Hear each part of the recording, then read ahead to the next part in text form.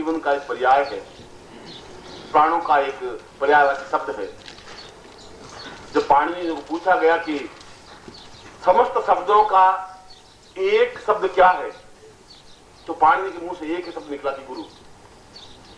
संसार के जितने भी शब्द हैं वो एक ही शब्द में समाहित हैं। और जब ब्रह्मा ने उस लास्य के बाद, उस नृत्य के बाद, जो नटराज का नृत्य हुआ, जो भगवान शिव और पार्वती का नृत्य हुआ, और उस नृत्य से जो शब्द ध्वनित हुए, उन शब्दों के माध्यम से सैकड़ों शब्द बने। और ब्रह्मा ने शिव को पूछा कि आपने इन 14 जो शब्दों को ध्वनित किया है, छाया वाला टलन, इन शब्दों का जो ध्वनित किया है, इन शब्दों का मूल क्या है? तो भगवान शिव ने कहा गुरुमेवं गुरुमेवं गुरुमेवं बड़ी नबी। गुरु के अलावा कोई शब्द का अंत है ही नहीं, कोई चिंतन नहीं है, कोई विचार नहीं है, क्योंकि इनके बिना शब्द स्वयं खोखले हैं। अगर शास्त्र को देखना पड़ेगा तो शास्त्र की आंखों से देखना पड़ेगा। तुम्हारी आंखों से शास्त्र नहीं देखा जा सकता। बनिए के तराजू से शास्त्र को नहीं देखा जा सकेगा।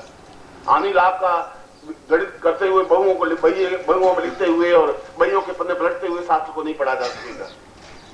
पाठ्यदान का भाव मालूम करते हुए तत्व को नहीं देखा जा सकेगा। और नहीं देखा जा सकेगा तो कफन पहनने के अलावा तुम्हारे पास कोई चारा नहीं है। और वह जीवन नहीं है, वह तो जून है जो तुम जी रहे हो, घिसट रहे हो। और मैं फिर भी तुम्हारे पास समय है कि उस जिंदगी को एक स्वर्णिम जीवन बना सकते हो। आभाज्य, दिव्य, अद्वितीय, ऐसे कि तुम्हारे शरीर से सुगंध प्रवाहित हो सके, ऐसे कि तुम्हें देख करके एक आनंद की डोर उठ सके, ऐसे कि तुम हजारों हजारों गुरु बन सको। आने वाले समय में तुम गुरु बन करके करोड़ों शिष्यों को सार्थकता दे सको, क्योंकि तुम्हें गुरु बनना ही पड़ेगा। जीवन में लोगों को ज्ञान चेतना देनी पड़ेगी, क्योंकि मेरा स्पर्श पाकर के व्यक्ति एक सामान्य व्यक्ति नहीं रह सकता। वह तो जीवन में गुरु तो भार उठाएगा ही, वह जीवन को रास्ता दिखाएगा ही। मुझे ऐसा विश्वास है, मैं ऐसा ही तुम्हें आशीर्वाद दूंगा।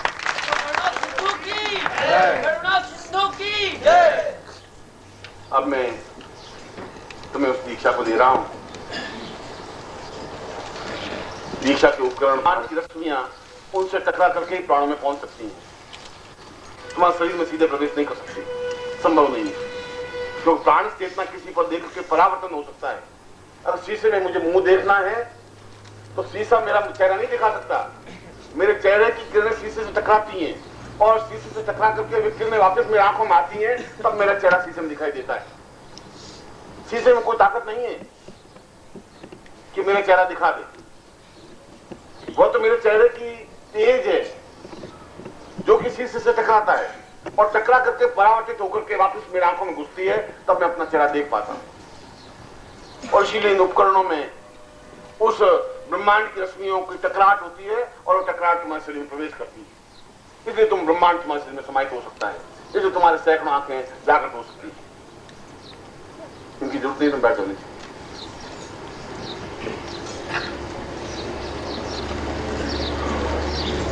आप सीधे बैठ जाएंगे, और पुरुष हैं बनियान अगर हो तो खोल दे, कुर्ता पहना हुआ हो खोल दे। उस चेतना को और उस दिव्यता को प्राप्त करें।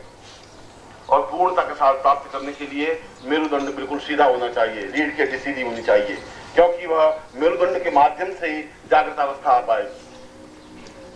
झुकी हुई अगर पानी की कोई पाइप जा रहा है, एक जगह थोड़ा सा कर्व है, तो पानी सीधा नहीं जा सकता, और बिल्कुल सीधा सपाट होना चाहिए। और तुम्हारी सारी चेतना का केंद्रीभूत मेरुदंड है।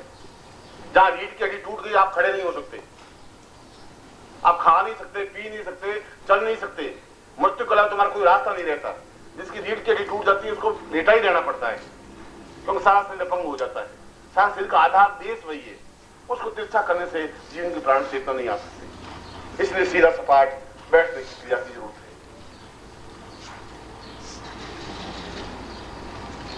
और मैं ब्रह्मा ने जो विश्वामित्र को जो अनिवर्तनीय दीक्षा अपने मुंह से दी, वे शब्द तो आज भी वातावरण में और अंतरिक्ष में गुंजरित हैं।